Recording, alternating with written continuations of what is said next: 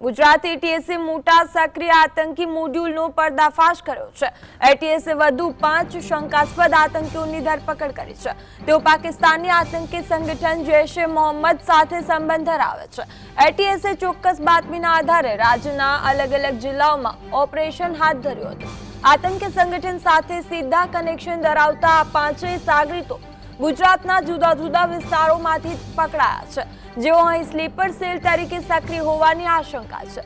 તપાસમાં સૌથી ચોંકાવનારી વિગત એ સામે આવી છે કે ધરપકડ કરાયેલા આ શંકાસ્પદ આતંકીઓ ગુજરાતની શાંતિ દોહડવા માટે મોટા ધડાકાની ફિરાકમાં હતા। તેઓ કોઈ મોટા હુમલાને અંજામ આપે તે પહેલા જ વિસ્ફોટકો અને ટાઈમ બોમ્બનું ટેસ્ટિંગ કરી રહ્યા હોવાનું સામે આવ્યું। સમગ્ર માહિતી માટે વધુ માહિતી માટે વિરેન્દ્ર ભાટી જોડાયા છે। જી વિરેન્દ્રસિંહ, શું છે વધુ વિગત? બિલકુલ ગુજરાત એટીએસ દ્વારા 5 જેટલા શંકાસ્પદ આતંકીઓની ધરપકડ છે તે કરવામાં આવી છે। વિગતવાર જો વાત કરવામાં આવે તો ગુજરાતમાં જે જૈશ-એ મોહમ્મદના આતંકી મોડ્યુલ સાથે સંકળાયેલા છે આ આતંકીઓ અને આ તમામ 5 આતંકીઓની ગુજરાત એટીએસ દ્વારા શંકાસ્પદ રીતે પહેલા અટકાયત કરવામાં આવી હતી। અટકાયત બાદ તેમની મેરેથોન પૂછપરછ છે તે શરૂ કરવામાં આવી હતી અને તેમની શંકાસ્પદ ગતિવિધિઓ બાદ જે સમગ્ર જે તપાસ કરવામાં આવી ને તપાસની અંદર અનેક ઘટસ્ફોટ છે તે થવા પામ્યા હતા।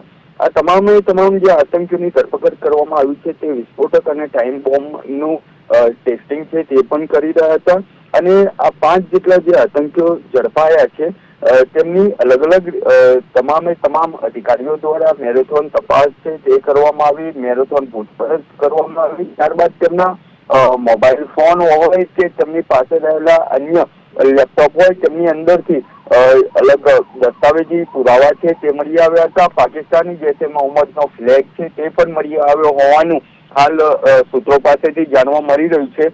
ગુજરાત એટીએસ દ્વારા બપોરે 12 થી 12:30 વાગ્યાના અરસામાં એક પ્રેસ કોન્ફરન્સનું આયોજન કરવામાં આવ્યું છે અને તે આયોજનની અંદર જ અનેક ખુલાસા થાય તો નવાઈની વાત નહીં હોય, પરંતુ અગાઉ પણ આ જ પ્રકારે ગુજરાત એટીએસ દ્વારા આતંકીઓને ઝડપી પાડવામાં આવ્યા હતા અને તે તમામ આતંકીઓ છે તે ગુજરાતની અંદર અલગ-અલગ શહેરો હોય કે અલગ-અલગ જે કચેરીઓ આવેલી છે તેમના દ્વારા રેકીઓ છે તે પણ કરવામાં આવી હતી।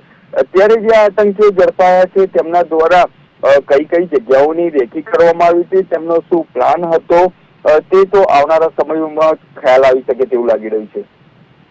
વિરેન્દ્રસિંહ, સમગ્ર માહિતી બદલ